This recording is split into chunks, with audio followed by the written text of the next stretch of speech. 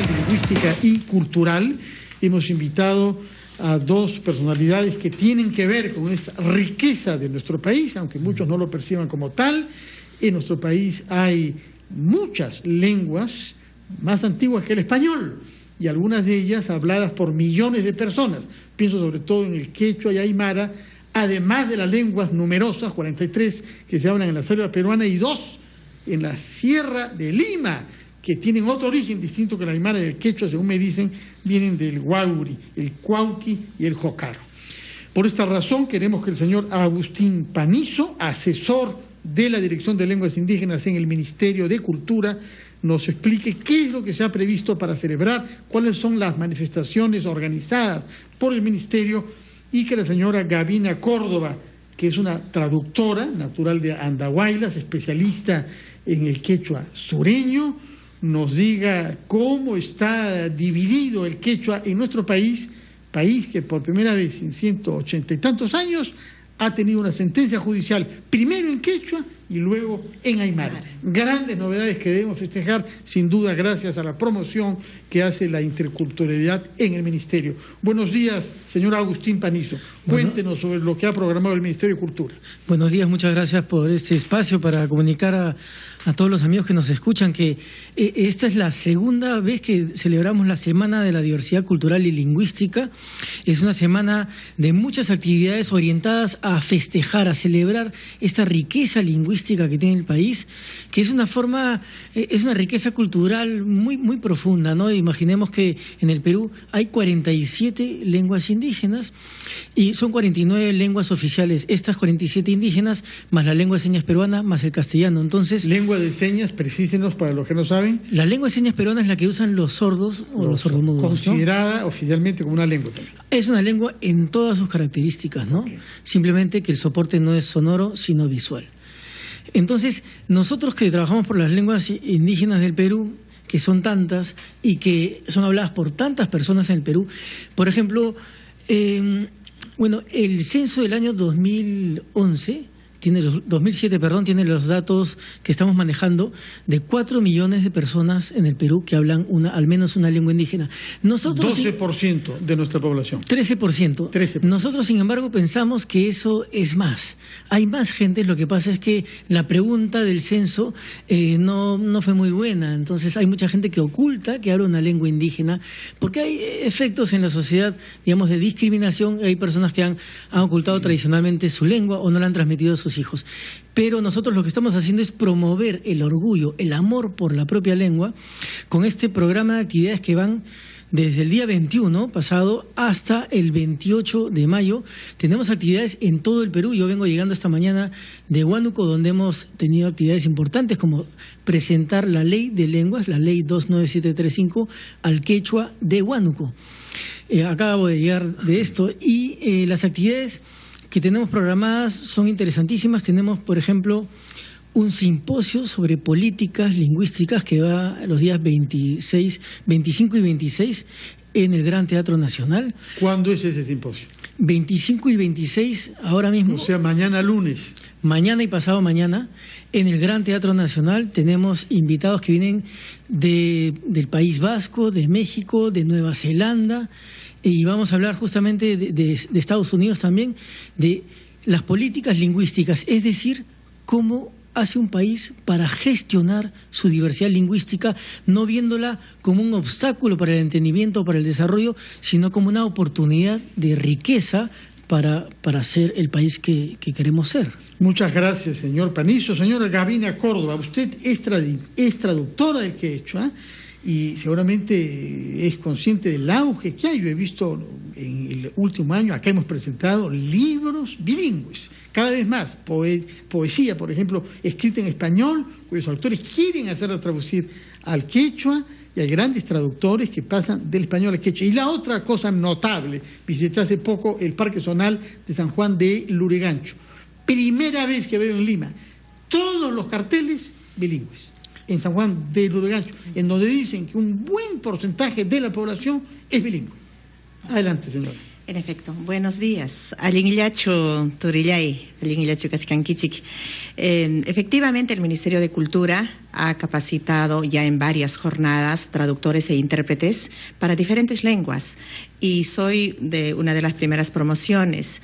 Entonces, yo creo que más allá de publicar textos, más allá de traducir poemas, etcétera, el impacto es que vamos a tener una sociedad que nos comprendamos mejor, porque necesitamos traductores en las diferentes instancias y en lo que es los diferentes aspectos del ejercicio de la ciudadanía, vale decir, en las instituciones públicas, en justicia, en salud, en educación. Entonces, yo creo que eso es lo que el Ministerio de Cultura ha emprendido. Yo, en efecto, he traducido no solo trabajos de literatura, sino, por ejemplo, una carta de instituciones que trabajan con la sociedad para poder ser más justos, para poder realmente comunicarse y no estar hablando en castellano de repente, asumiendo que en el quechua ya todos pueden hablar castellano y eso no es así. Pueden entender, pueden hablar algo, pero eso no significa que en su lengua es la expresión de mayor impacto, de mayor uso y por tanto es la expresión real que espera la gente en cualquiera de sus lenguas originarias. Entonces, eso es el trabajo que viene haciendo. Nosotros de Andahuaylas, cuando tenemos que acudir a las instituciones públicas, en el hospital, en la comisaría, en la municipalidad, etcétera, la gente se siente mal cuando no es comprendido en su integridad. Por supuesto. Se siente mal en el banco cuando no es atendido debidamente porque no está hablando castellano. Sobre todo en bancos públicos, el Banco de la Nación. Oiga, es un derecho tener que hablar en su lengua. ¿Cuál es el déficit que tenemos en nuestro país de profesores bilingües? O sea, castellano más lengua nativa donde están trabajando. ¿Cuánto nos faltaría? Yo no tengo la cantidad exacta, ajá, pero creo que si vamos a una lectura social es importantísimo porque todas las lenguas no tienen maestros en esas lenguas originarias. Entonces, formados. La pregunta es si estamos hablando de lenguas en proceso de extinción o no, porque evidentemente si en la escuela solo se enseña castellano y indirectamente se le dice a la gente que hablar su lengua nativa es incómodo, peligroso, ridículo, no te va a dar plata, etcétera. Yo hace muchos años, así en un programa de televisión brevísimo para una canal de televisión de Suecia, llego a Puno y en Puno la pregunta era: ¿quiere usted que su hijo estudie la lengua que están hablando acá, aymara, quechua? ¡No! Solo castellano, decían los campesinos, porque si no lo van a estafar los limeños y los blancos. Ya. Ahí tenemos un problemón en el Perú. A eso se suma esa expresión, es porque en efecto no podemos decir en el Perú que los maestros están enseñando castellano. Ajá. Están enseñando en castellano y eso es violento.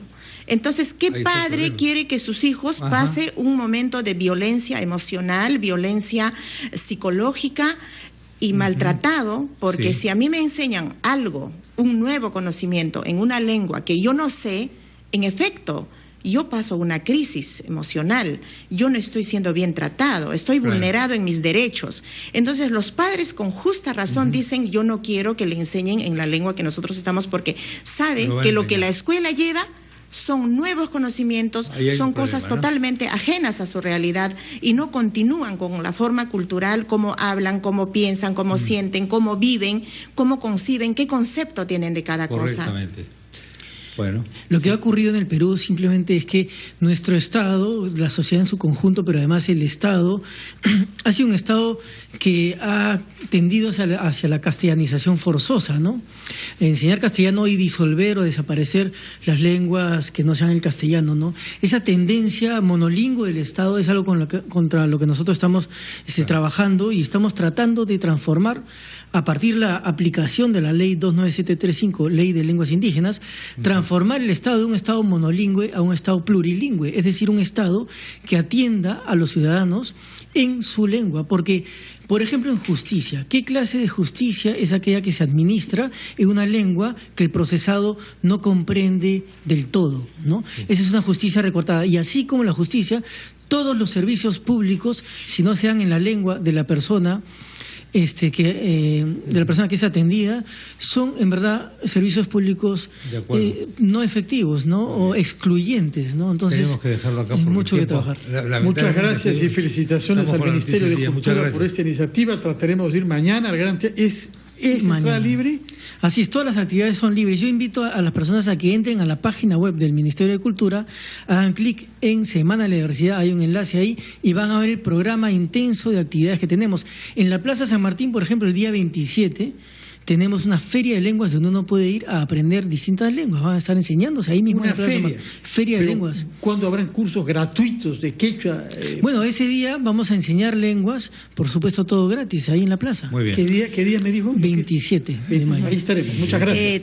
También quisiera manifestar de que nosotros los hablantes de lenguas indígenas, si no hablamos no es porque tenemos vergüenza o porque no nos gusta nuestra lengua, sino es porque la sociedad tiene una manera de tratar al hablante de la lengua originaria, como diciéndole, oye, tú estás en otro lugar, ubícate de otra manera. Lo hemos visto en el Congreso. La única forma de que se respeten las lenguas es que la gente la hable en la calle y en la casa. Cuidado. Y en el Congreso de la República. Y en todos lados, y en el metro, y en el bus. Efectivamente. En todos lados. Y felicito a este medio que al menos ahora nos pueda dar un espacio, pero yo creo que nos tiene que dar espacios para hablantes de quechua, que podamos siempre decir. En este momento quiero decirle a mis hermanos de habla quechua, Canquichi, kunan punchaukuna, yapayan punchaukuna pipas, causarisunchi allinta, kusikuiwan, runasimitarimaspa, kay RPP, radio, programas, nesjaman, jamos parimayasunchik, yachachisunchi, kay picasconatapas. Y Masutiki, mamay. Cabina Córdoba, Mcachcani, Torillay. Muchas gracias, Cabina Córdoba. Muy amables, gracias por su visita. Ha muerto el Premio Nobel de Economía John Nash.